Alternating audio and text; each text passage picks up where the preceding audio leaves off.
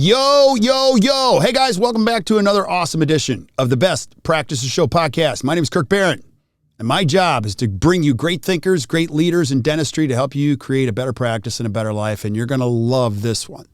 This one is with a dear friend of ours. She started as a client, still is a client, and a great friend. Her and her husband, Susan Thompson and Ben Thompson, created a fantastic practice in North Carolina, and they've got a very unique way to find and hire great team members. If you listen to this and do it this way or similar to this way, I promise you, it'll change your life and it'll change your whole practice. So I hope you guys enjoy the episode. We'll see you soon.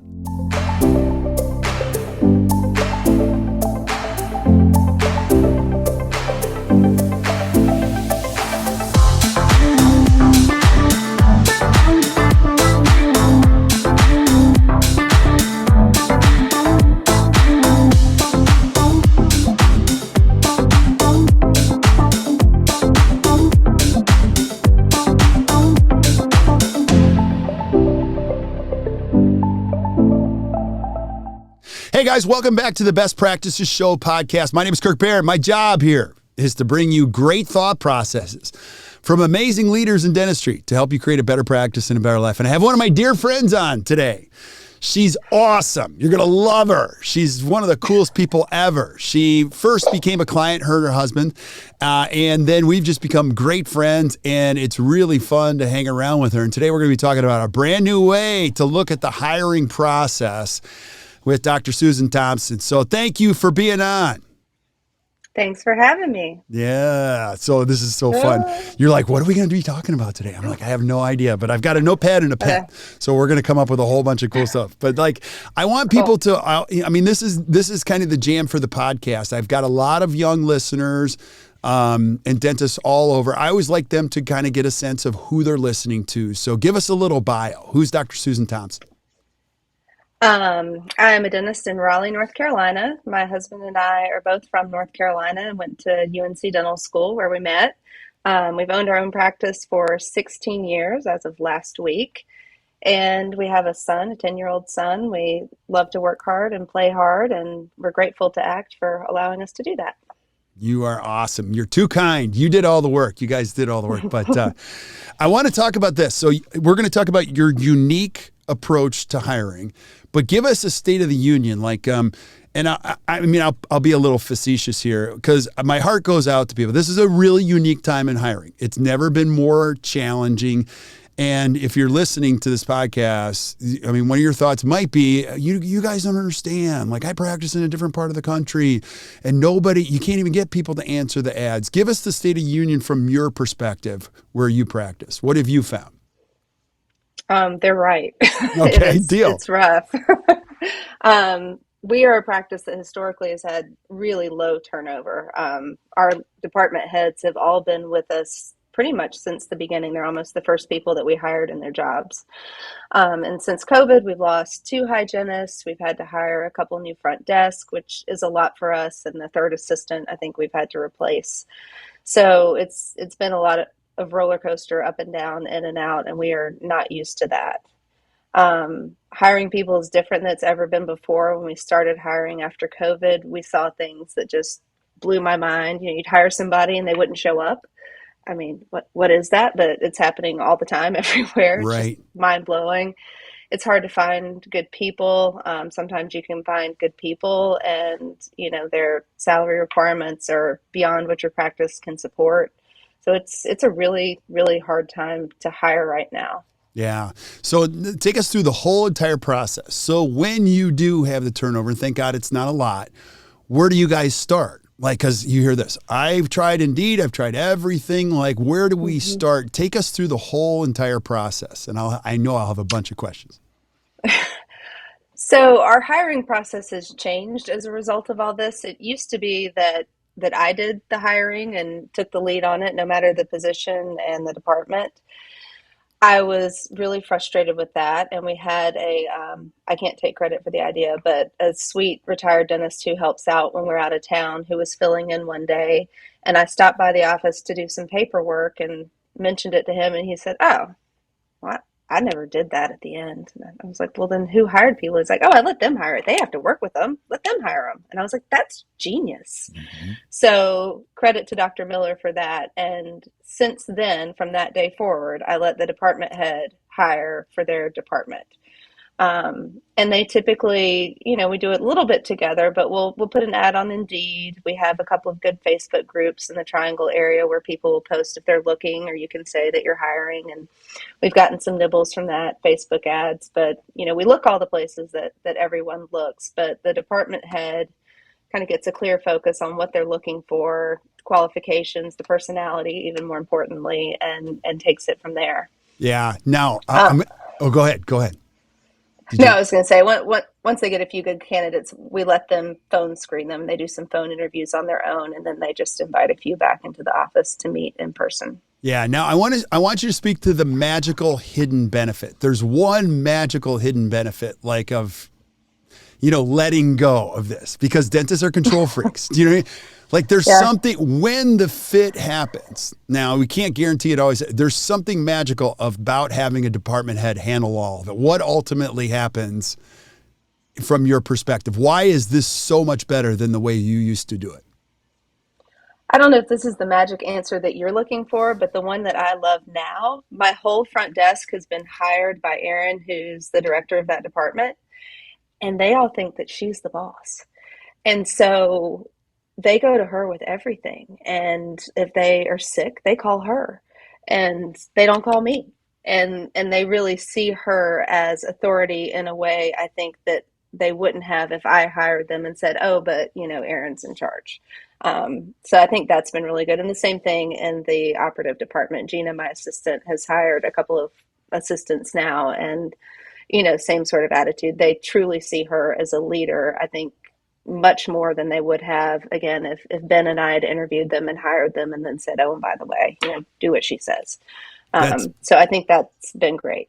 That is absolutely brilliant. And I would imagine when Erin and you said Gina handle this, yes, they're heavily invested to make sure that their choice, talk about that it works, right? Yes. Definitely. And one thing we've seen, I'm sure every practice has over the years, we have had some people that were incredible at their job. Particularly, one time we had an assistant that was phenomenal, like just so good.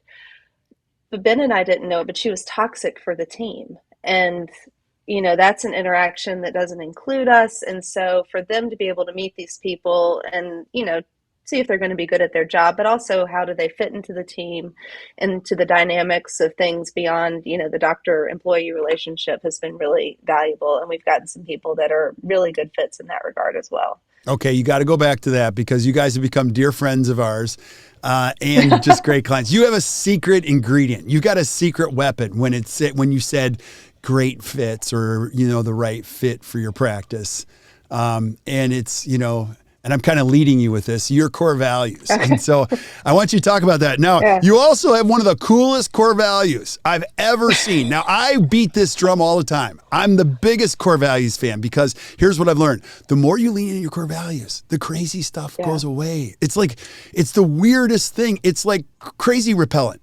It's like you put it up and there's no mosquitoes. There's no crazy. It's like, what happened? It's crazy. It's crazy that crazy goes away. One of your core values is ride or die. I want a t-shirt. First of all, the evolution of that and how important are your core values in hiring? What is ride or die? Wait, what is that? What is that? I should pull it up, but basically that everybody in the office relies on the office for their livelihood. And so anything that jeopardizes the health of the business and the practice and the team, isn't acceptable. So we have to stick up for each other, and protect the thing that helps us do the things that we love, spend time with our families, be successful, help our patients. So yeah, ride or die. My husband came up with that. I'm not going to take credit for it. I love it. I love it. That's a really good one. So talk about that. How do you use your secret ingredient in the hiring process? Is it early in the process? Is it later in the process? What do you do? Certainly, if they get to the office for an in-person interview, they've either gotten a copy of the core values or they get one that day. So no final decisions are made until, we've shown them to them and said, these are our core values. This is what we live and practice by, and, try to make sure that we're aligned on that front. Okay. Ours are, oh, sorry, go ahead. No, you go. You go. No, you go. Okay. No, you go. Okay. No, you go. Okay. So, all right, let me, because I get to hear all these conversations. Okay. So, Susan, I'm listening to this podcast. I'm a dentist. This is so great. You let your team member, but like, what if they screw it up? Like, I'm very picky about who I hire and all that kind of stuff. Help me through that roadblock. What happens? Because your process isn't perfect, I would imagine. No. Okay. No, I mean, we've definitely had, some COVID failures, as you'd call them, one we hired that didn't show up, one that we hired and came. It's my favorite story. Worked for a day, said she didn't think it was for her, and then disappeared before we could pay her. And it took me like 6 months to pay her for her day of work. So no, it's not perfect, but the people that come out of it have been really good. And I don't feel like in the ones that didn't work out that I could have done any better or foreseen something that they didn't. Yeah, but no, it's definitely not perfect, but it's so much better than before. I don't feel like it's my fault or I let them down or if something doesn't work out. And I think it just helps them learn for the next go around, like, look at this, look at that, ask this question, and helps them get even better at it. Yeah, I would imagine as you get clearer and clearer about where you want to go, your value system, your systems, people know when they fit. The other team members know when they fit and don't fit. So it's not like a difficult conversation, right? Right. No, it's not. I mean, it's, qualifications. Can the person do the job? And then we take a trip to Mexico every couple of years. And, Aaron's always like, could I see the person sitting with us on the beach in Mexico? Are they going to fit in that kind of way? And it does become sort of clear. Okay, wait. You got to go back to that. Because I've got some, I know what you guys are up to, so it's really fun. And so it's not just the trip, it's how you guys continuously care. So you go back to the Mexico thing. So you take your team to Mexico? Mm-hmm. I do. What do you do? It's really fun. It's my favorite. Are we allowed to, we drink a lot, we eat a lot, we sit on the beach and get sunburned a lot. Yeah. And you do it every other year or what? Or so far every other year. We've done it 3 times. It's been every other year. We went in 2018, we went March of 2020, and we came home. We shut down a week later, so we were so grateful that we went. And then we just went this past March. That's awesome. That is awesome. And so, you're smart enough as an entrepreneur that you want to let people know, like, this is a family. We care about this. I like that one of the qualifying questions is, can you see this person sitting on the beach with us? Because the age-old question was, can you see having a beer with this person? Now it's, can you see sitting on the beach? Now, there's other things that you do because you're a big fan of having a great practice and a great life. Like, you don't have crazy hours either. Like no. if I'm a new team member, what can I expect working for you? So we do the straight 8 as ACT recommends. We do 7:30 to 3:30 just because it helps those of us with kids get everybody to school or daycare first. And that's a big draw. In this profession, we have a lot of, young professional women who have families and that they love that. Our newest team member, Christina, at the front desk has a teenage daughter who runs track. She gets, to be there after school and see the meets and things like that. So that's, really helpful in the hiring process. A lot of people are really excited by the thought of getting out of work early. So yeah, we lay it out for them. You typically be here 6:45 or 7, depending on your position, and you're usually out of here 3:45 or 4, and people love that. Yeah. No, it doesn't make any sense, though. You guys in the triangle area, and that's one of the fastest growing. I mean, there's practices going up everywhere that are open 24/7. I can see several from here. Yeah, and they've got endo on the weekends, and they do say, like, how can you compete as a dentist working 4 days a week, only having those kinds of hours? And I'm being I don't silly. know. Yeah, no, I don't know. I've had to get the attitude of, we don't need everybody to want to come here. We just need, roughly 3,000 people to want to come here, and value what we do and the type of practice that we have. And that hasn't been a huge challenge. The biggest challenge here in the Triangle is there's a lot of turnover, people moving in and out. but people value the type of dentistry that we do and the type of atmosphere that we have. And I think there are always going to be enough people out there to support us that like this type of atmosphere and the Amen, care that sister. they get. Amen, sister. Okay, Yeah. so I want to go back to a little bit more of the how. So Aaron and Gina, like what does the process look like? How many times do they meet? Do they take them out to the lunch thing? Like anything that you would say about the process that Aaron and Gina do that, we've learned I along feel the like way. No, that's I feel like I okay. should have brought them on the interview. Well, we could certainly do that, but Erin could give you a quick 90 minutes on her process. She's really good at this. And sadly, Marty, our lead hygienist, has not gotten to hire a hygienist yet. When I was talking to Dr. Miller about this, I had just made our most recent hygiene hire. So Marty has not gotten the joy yet. But Erin and Gina work closely together, even when we're hiring operative. And Erin is really organized and fantastic, and she has a great list of questions, certainly for her department, and she's been instrumental in helping Gina organize her thoughts. And they typically will do the interviews together for the operative department, and Erin will do them on her own for the front desk. I will sit in on them if I'm here once we get to the in-person part, and sometimes I'll listen in to the phone interviews, but I try not to be a big voice. I just want to have eyes on the person, get a feel for the personality a little bit, just so it's not, looking at a resume on a piece of paper. But she will go through, or they will go through the Indeed or, responses we get from Facebook and that kind of thing, and pull out the ones that stand out to them in terms of experience and things like that. One little trick that I think Chris gave us years ago was when we put an ad on Indeed, we'll typically have something in there like, give us the 5 reasons why you're going to be an amazing team member. And just weeding out the people who will take the time to answer that question gets rid of most people. yeah. And that narrows the field to the people who are actually interested in your job and aren't just, click, click, click, click. Yeah. So they narrow it down that way, pick our phone interviews, and then from there it sort of starts to come together. Yeah. And, if you're asking people why you're going to be good here, I mean, they got to think about the answer and say, and then they got to probably back it up, I'm going to give you. And so, so there's an extra accountability about like why I'd be good here. Now, it's so funny that you've been on this path. So a couple more questions. So do you get presented the final, like, is it like Survivor where this is the person that made it through type of a thing? Or do you get to pick if there's 2 candidates, or do they have a presentation day where they're like, ta-da, here's who we found? Like, how does it work?